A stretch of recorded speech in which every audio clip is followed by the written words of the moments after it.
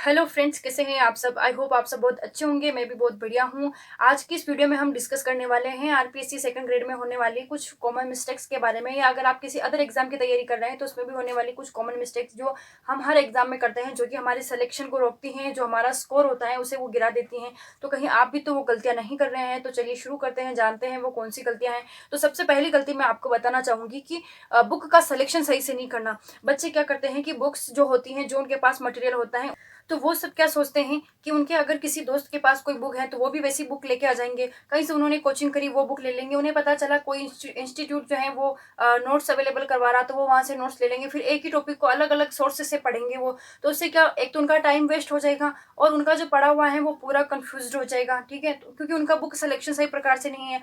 आपको क्या करना है, अगर आप भी इस तरीके की गलती कर रहे हैं, बार बार अपनी बुक्स को चेंज करना या एक ही टॉपिक को दो तीन चार बुक्स से पढ़ना, तो ये सबसे बड़ी गलती होती है। तो आपको क्या करना है कि आपको सिर्फ अपने पास एक सोर्स रखना है। अगर आप एक सोर्स, जैसे आपके पास कोई नोट्स है, वो सोर्स काफी है।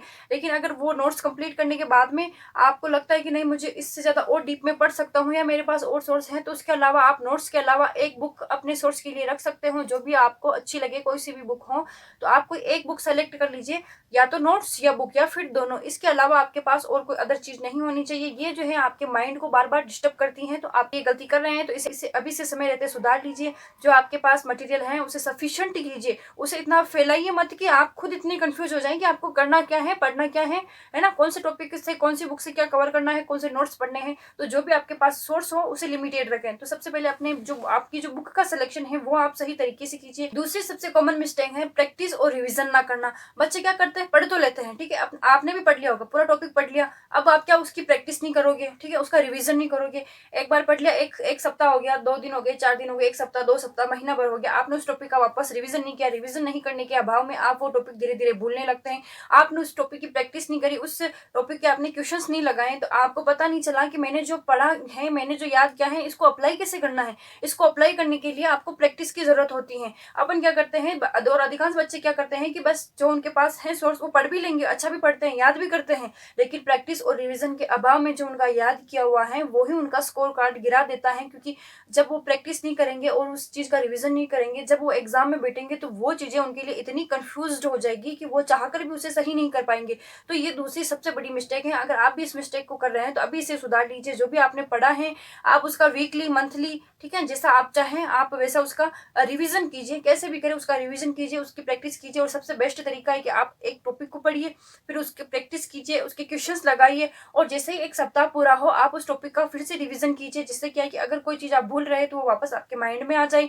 और लगातार आप ऐसे प्रैक्टिस करते, उसके एमसीक्यू लगाते रहिए, उसके क्वेश्चंस करते रहिए, जिससे क्या है कि आपको वो टॉपिक किस तरीके से करना है ये आपके माइंड में रहे, आपका जो टॉपिक है वो आपको याद रहे। तीसरी सबसे कॉमन मिस्टेक ये होती है कि पीवाईक्यू सॉल्व नहीं करते हैं। क्या करते हैं, प्रीवियस ईयर क्वेश्चन पे ध्यान नहीं देते हैं। अक्सर जो क्वेश्चन होता है, आप कोई भी क्वेश्चन उठा के देखना, अगर जो क्वेश्चन है और उसके जो 4 ऑप्शन है उसी को मॉडिफाई करके क्वेश्चन बनते हैं। अदर से कोई बाहर से क्वेश्चन आ नहीं रहे हैं, बस वो जो ऑप्शन है, जैसे उन्होंने कोई क्वेश्चन पूछ लिया, किसी नस्ल का पूछ लिया, ठीक है, जैसे इनमें से कौन सी गाय की नस्ल नहीं है, या फिर लाल सिंधी जो गाय है वो कौन सी नस्लों से मिलकर बनी हुई है। तो ये जो क्वेश्चन है और इस क्वेश्चन के अंदर जो ऑप्शन है, तो इस बार जो क्वेश्चन आया और उसके जो ऑप्शंस दे रखे हैं ना आपको, अगली बार उन ऑप्शन से मॉडिफाई होकर क्वेश्चन बन जाएगा, और जो क्वेश्चन था उसका ऑप्शन बन जाएगा।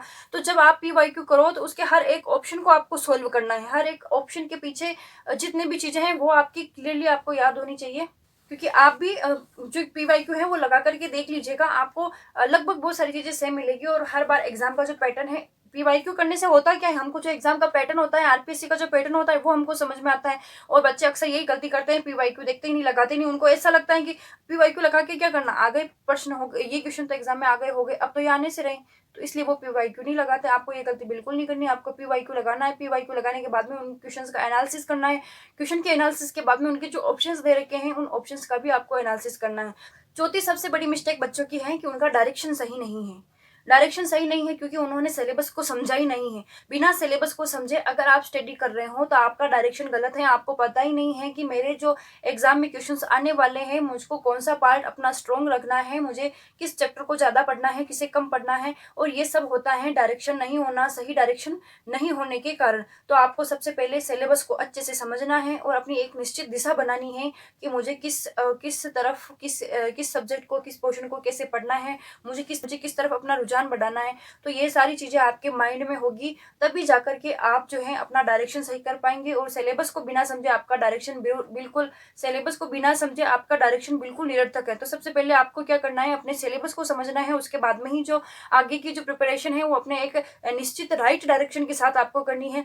पांचवी सबसे बड़ी कॉमन मिस्टेक है जो हर बच्चे के साथ होती है, स्टूडेंट के साथ होती है, आप लोगों के साथ भी हो रही होगी, वो है कंसिस्टेंसी। ये बच्चों में नहीं मिलती है। बच्चे क्या करते हैं, स्टूडेंट्स क्या करते हैं कि 2 दिन पढ़ लिए, तीसरे दिन ब्रेक, चौथे दिन ब्रेक, फिर नहीं पढ़ पाते हैं। या रोज सोचते हैं कि नहीं आज मुझे 8 घंटे पढ़ाई करनी, 9 घंटे 10 घंटे पढ़ाई करनी है, लेकिन पता नहीं कब सवेरा होता है, कब दिन निकलता है, कब वापस रात आ जाती है, पता ही नहीं चलता दिन किधर गायब हो जाता है। तो इस गायब होने के चक्कर में आपकी जो कंसिस्टेंसी है ये भी उसके साथ साथ में जा रही है। और यही सबसे बड़ी मिस्टेक है जो हर बच्चे के साथ हो रही है और आपके साथ भी हो रही होगी, या तो हुई होगी या फिर अगर आपने इस पे काबू नहीं किया होगा तो ये अभी भी आपके साथ हो रही होगी। अगर एग्जाम में सिलेक्शन लेना है तो आपको कंसिस्टेंसी बनानी पड़ेगी। आपका एक निश्चित टाइम टेबल आपको सेट करना पड़ेगा कि मुझे कितने घंटे वर्क करना है। क्योंकि देखो आजकल कोई इतना फ्री नहीं है कि परमानेंट बैठ के 24 घंटे तैयारी कर सके। और अगर कोई है तो भी 24 घंटे तैयारी कोई नहीं कर सकता है, 24 घंटे कोई नहीं पढ़ सकता है। उसे अपना एक निश्चित टाइम टेबल बनाना ही पड़ेगा। अगर वो कुछ नहीं करता है तो अपना पर्सनल काम तो करता ही होगा, उसमें तो उसका टाइम वेस्ट होता ही होगा। तो वो ऐसे बच्चे भी हैं जो कुछ नहीं करते हैं फिर भी उनका पूरा दिन ऐसे हवा में उड़ जाते हैं। बाकी बहुत सारी महिलाएं जो हैं या बाकी बहुत सारे स्टूडेंट ऐसे हैं जो काम के साथ अपनी पढ़ाई को लेके चल रहे हैं, तो उनको अपनी कंसिस्टेंसी पे बहुत ज्यादा ध्यान देना पड़ेगा और पूरी कंसिस्टेंसी के साथ ही उन्हें अपनी पढ़ाई करनी पड़ेगी। ठीक है, तो ये सबसे बड़ी कॉमन मिस्टेक है अगर आपके साथ हो रही है। और आज नहीं कल पढ़ू, कल नहीं परसों पढ़ू, अगर आपकी स्ट्रेटेजी पे ऐसी चल रही है तो प्लीज इसे एक लाइन बना लीजिए, इसका एक टाइम टेबल सेट कर लीजिए, इसको व्यवस्थित कर लीजिए। जब ये व्यवस्थित होगी तभी जाके आपकी सारी जो दूसरी मिस्टेक्स हैं वो सुधरेगी।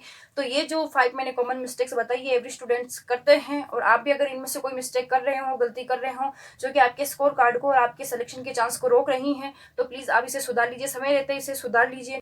आपको ये वीडियो कैसी लगी ये आप मुझे कमेंट सेक्शन में बताइए। नेक्स्ट वीडियो आपको कौन से टॉपिक पे चाहिए ये भी आप मुझे कमेंट सेक्शन में बताइए। वीडियो अच्छी लगी हो तो वीडियो को लाइक करें, शेयर करें अपने दोस्तों के साथ में, और ऐसे ही इन्फॉर्मेटिव वीडियो के लिए चैनल को सब्सक्राइब कीजिए। ठीक है, अगर ये वीडियो आपके पास पहुंची है तो आप इनमें से जो भी मिस्टेक कर रहे हैं उनको सुधारते हुए अपनी तैयारी को और बेहतर और लेवल अप तक लेके जाइएगा। ठीक है, तो मिलते हैं नेक्स्ट वीडियो में। जाते जाते चैनल को सब्सक्राइब कर दीजिएगा। Thanks for watching.